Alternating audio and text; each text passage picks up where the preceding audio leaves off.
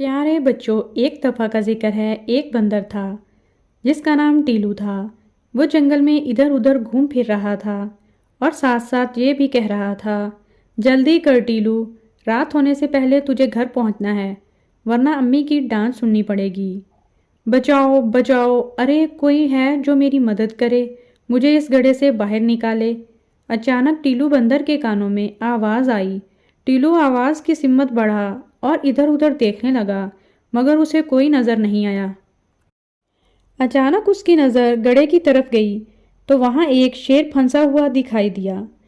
ٹیلو نے ڈرتے ہوئے کہا، یہ کیا بادشاہ سلامت، آپ یہاں کیسے پھنس گئے؟ بادشاہ کہنے لگا، مجھے نہیں پتا ٹیلو، میرے بچے بھوکے تھے، میں تو جلدی جلدی جا رہا تھا، اس گھڑے پر بہت سارے پتے پڑے ہوئے تھے، میں نے جو ہی یہاں چھلانگ ماری تو ایک دم سے اس میں گر گیا۔ ٹیلو نے کہا، اچھا اچھا، آپ پریشان نہ ہوں، میں کچھ کرتا ہوں، اور اس نے کسی طرح شیر کو باہر نکال لیا۔ جیسے ہی شیر باہر آیا، ٹیلو بندر ڈر کے مارے درخت پر چڑھنے کا سوچنے لگا کہ کہیں شیر اسے کھا ہی نہ جائے۔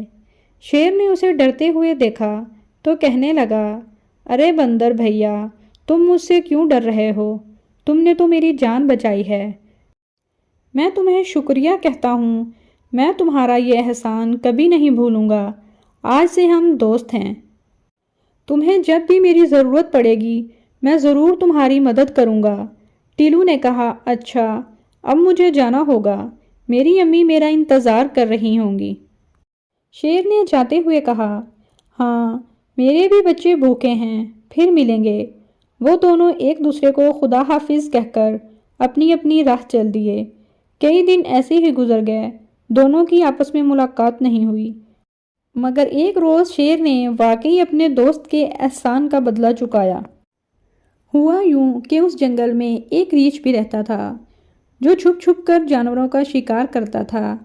ایک بار وہ شکار کی تلاش میں نکلا تو اس کی نظر ایک بندر پر پڑ گئی جو اپنے گھر کے باہر کھڑا تھا۔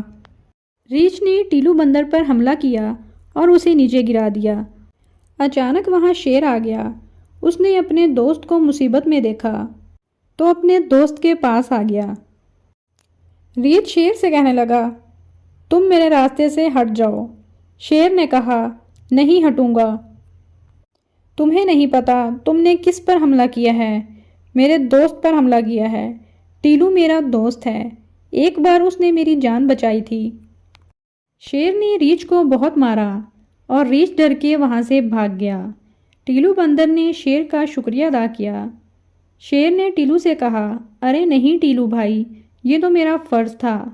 پیارے بچوں، اس کہانی سے ہمیں یہ سبق ملتا ہے کہ اپنے دوستوں کو مشکل کے وقت اکیلا نہیں چھوڑنا چاہیے، ان کی مدد کرنی چاہیے، چاہے جتنی ہی بڑی مشکل ہو، ہمیشہ ان کا ساتھ دینا چاہیے۔